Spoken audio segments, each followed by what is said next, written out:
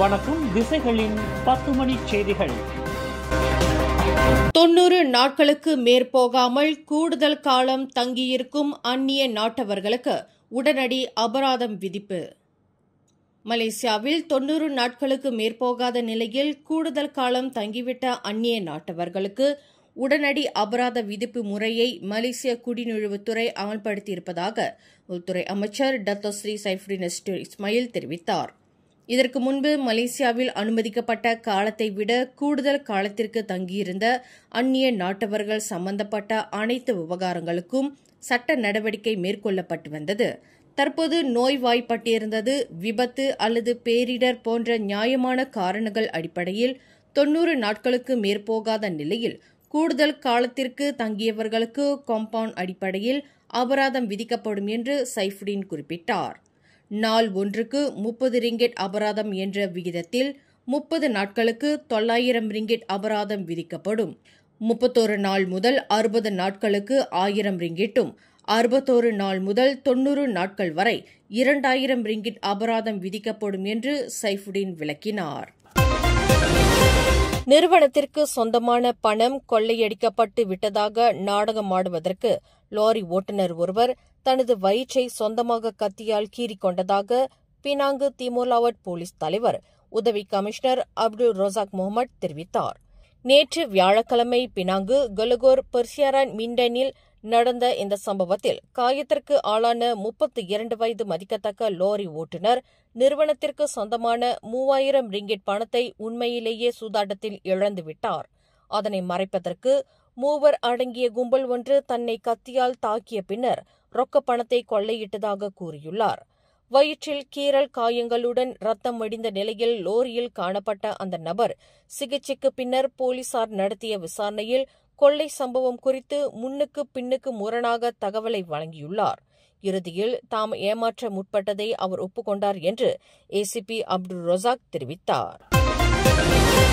வரும் சபா சட்டமன்ற தேர்தலில் ஆளும் கூட்டணியான கபோங்கான் ராயட் சபா எனப்படும் ஜிஆர்எஸ்-உடன் பாரிசான் நேஷனல் ஒத்துழைப்பு கொள்ளாது என்று அந்த கூட்டணியின் தலைவர் டத்தோஸ்ரீ அஹ்மத் ஜாயிட் ஹமிடி இன்று அறிவித்துள்ளார்.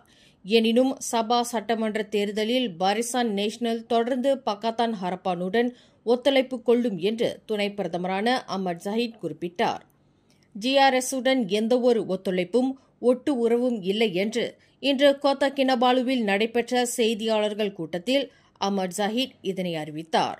முன்னதாக சபா அம்னோ தலைவர் நுங் மொக்தார் ராடின் தலைமையிலான மாநில அம்னோ உயர்மட்ட தலைவர்களுடன் அஹ்மத் ஜாயிட் சந்திப்பு கூட்டம் ஒன்றை நடத்தினார். சபா சட்டமன்றம் வரும் நவம்பர் 11ஆம் தேதியுடன் 5 ஆண்டு தவணைக்காலம் இயல்பாகவே நிறைவு பெறுகிறது. அது 17வது சட்டமன்ற தேர்தலுக்கு வழிவிட வேண்டும். சபா ஆளும் ஜிஆர்எஸ் கூட்டணியுடன் ஒத்துழைப்பு கொண்டிருக்கப் போவதில்லை என்று பாரிசான் நேஷனல் எடுத்துள்ள முடிவை தாம் மதிப்பதாக பிரதமர் டத்தோஸ்ரீ அன்வார் இப்ராஹிம் அறிவித்துள்ளார். 2 கூட்டணிகளுடன் ஒன்று மற்றொன்றுடன் ஒத்துழைப்பு கொள்ளப் போவதில்லை என்று முடிவு எடுத்த போதிலும் இவ்விவகாரம் தொடர்பில் பக்காத்தான் ஹரப்பான் தொடர்ந்து பாரிசான் நேஷனலுடன் ஜிஆர்எஸ் கூட்டணியுடனும் பேச்சுவார்த்தை நடத்தும் என்று அதன் தலைவருமான டத்தோஸ்ரீ அன்வார் தெரிவித்தார். தேசிய விமான நிறுவனமான மலேசிய ஏர்லைன்ஸ் வருகின்ற 2035ஆம் ஆண்டில் ஆசியா, மத்திய கிழக்கு, ஐரோப்பா மற்றும் இதர கண்டங்களில் 106 வழித்தடங்களுக்கு 106 அதிநவீன விமானங்களுடன் சேவையை மேம்படுத்திக் கொள்ளவிருக்கிறது. தற்போதைய விமானங்களின் 12 வயதுடன் ஒப்பிடுகையில் அந்த நவீன புதிய விமானங்களின் சராசரி வயது 7 ஆண்டுகளாகும். இது மிகுந்த முன்னேற்றமாகும் என்று மலேசிய ஏர்லைன்ஸ் வழிநடத்தும் மலேசிய ஏவியேஷன் குழுமத்தின் நிர்வாக இயக்குநர் இஸ்ஆம் இஸ்மாயில் தெரிவித்தார். அதிநவீன விமானங்களின் பயன்பாட்டை எதிர்கொள்ளும் போது மலேசிய ஏர்லைன்ஸ் நிறுவனம் ஆசிய பசிபிக் வட்டாரத்தில் மதிக்கத்தக்க பிரபல இதர விமான நிறுவனங்களுடன் போட்டியிடத்தக்கதாக விளங்கும் என்பதுடன் பிராந்திய அளவில் அதிகமான வழித்தடங்களை முன்னெடுக்க முடியும் என்று இஸ்ஆம் இஸ்மாயில் நம்பிக்கை தெரிவித்தார். இந்தோனேசியாவில் தற்போது நடந்து வரும் ஆர்ப்பாட்டங்கள் விரைவில் ஒரு முடிவுக்கு வரும் என்று மலேசியாவும் ஆசியானும் நம்பிக்கை கொண்டுள்ளதாக பிரதமர் டத்தோஸ்ரீ அன்வார் இப்ராஹிம் நம்பிக்கை தெரிவித்தார். அண்மையில் சீன தலைநகர் பெய்ஜிங்கில் இந்தோனேசிய அதிபர் பிராபோவோ சுபியாந்தோவை சந்தித்தபோது அக்குடியரசின் நடப்பு நிலைமை மேம்பட்டு வருவதாக தெரிவித்துள்ளார் என்று அன்வார் குறிப்பிட்டார். இந்தோனேசியா ஒரு ஆசியான் நாடு மட்டுமல்ல, ஒரு நண்பராகவும் ஒரே குடும்பமாகவும் இருப்பதால் அந்நாட்டின் நடப்பு சூழல் வழக்கு நிலைமைக்கு திரும்ப தாம் பிரார்த்திப்பதாக பிரதமர் தெரிவித்தார். 2 வாகனங்கள் சம்பந்தப்பட்ட விபத்தில் கோத்தா கினபாலு மாரா திறன் பயிற்சி கல்லூரியைச் சேர்ந்த 5 மாணவர்கள் உயிரிழந்தனர். இந்த சம்பவம் இன்று பிற்பகல் 2 மணியளவில் சபா துவாரன் புசட் லத்திஹான் ரேலா துவாரன் அருகில் ஜாலான் சுலாமான் கயாங்கில் நிகழ்ந்தது.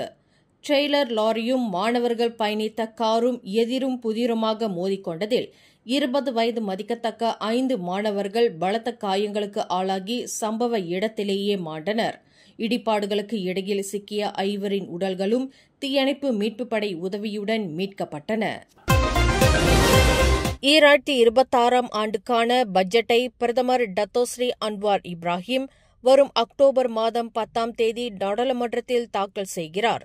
இந்நிலையில் அரசாங்க ஊழியர்களுக்கு 1 மாத சம்பளம் போனஸ் தொகையாக அல்லது சிறப்பு தொகை வழங்கப்பட வேண்டும் என்று கோரிக்கை முன்வைக்கப்பட்டுள்ளதாக அரசு ஊழியர்களை பிரதிநிதிக்கும் தொழிற்சங்கமான கியூபெக்ஸ் கோரிக்கை விடுத்துள்ளது. ஆக கடைசியாக 12 ஆண்டுகளுக்கு முன்பு அரசு ஊழியர்களுக்கு சிறப்பு தொகையான 1 மாத சம்பளம் வழங்கப்பட்டது. எனவே ஒரு மாமாங்கத்தை அடைந்துவிட்ட நிலையில் 12 ஆண்டுகளுக்கு பிறகு 1 மாத சம்பளம் போனஸாக கிடைக்கும் என்று அரசு ஊழியர்கள் பெரிதும் நம்பிக்கை கொண்டுள்ளனர் என்று கியூபெக்ஸின் தலைவர் டத்தோ அட்னான் மட் நம்பிக்கை தெரிவித்தார். நாடு சுதந்திரம் பெறுவதற்கு முன்பே கில்லான் பண்டமாரானில் உருவான குடியிருப்பு பகுதியான கம்போங் பாப்பானில் 3 தலைமுறையினராக வாழ்ந்து வரும் மக்களை அப்பகுதியிலிருந்து வெளியேற்றுவதற்கு மேம்பாட்டாளர் நிறுவனம் நோட்டீஸ் வழங்கியிருப்பதை ஆட்சேபித்து அப்பகுதி மக்கள் அமைதி மறியலில் ஈடுபடுகின்றனர். தங்களை அப்பகுதியிலிருந்து வெளியேற்றுவதற்கு நோட்டீஸ் வழங்கப்பட்டது சட்டவிரோதமானது என்பதுடன் எந்த வகையிலும் நியாயமில்லை என்று குடியிருப்பாளர்கள் வாதிடுகின்றனர்.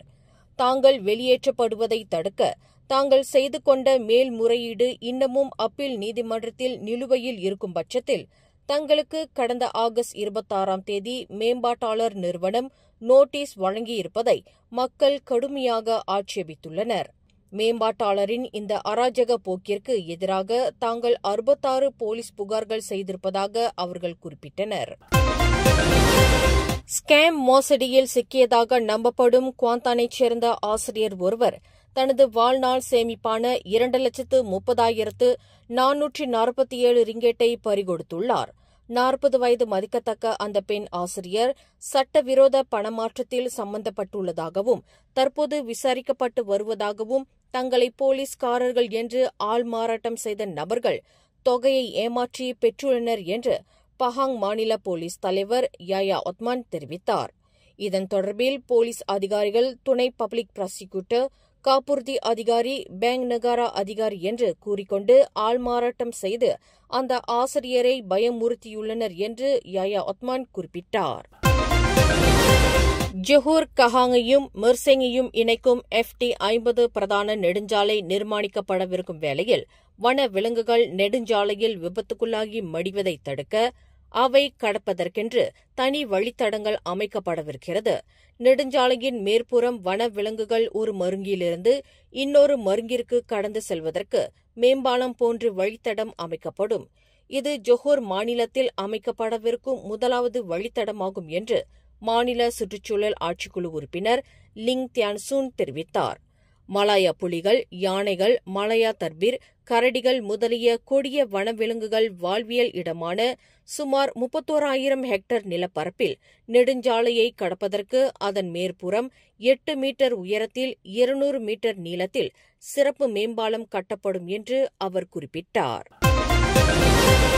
பேரா சிலாமாவில் அமைந்துள்ள பசார்பாகி சுங்காய் பாயூர் மலேசியாவின் மிக நீளமான காளை சந்தையாக மலேசிய சாதனை புத்தகத்தில் இடம் பிடித்துள்ளது. சுமார் 2.32 கிலோமீட்டர் நீளம் கொண்ட இச்சந்தையை மலேசிய புக் ஆஃப் ரெக்கார்ட்ஸ் அதிகாரப்பூர்வமாக அங்கீகரித்துள்ளது.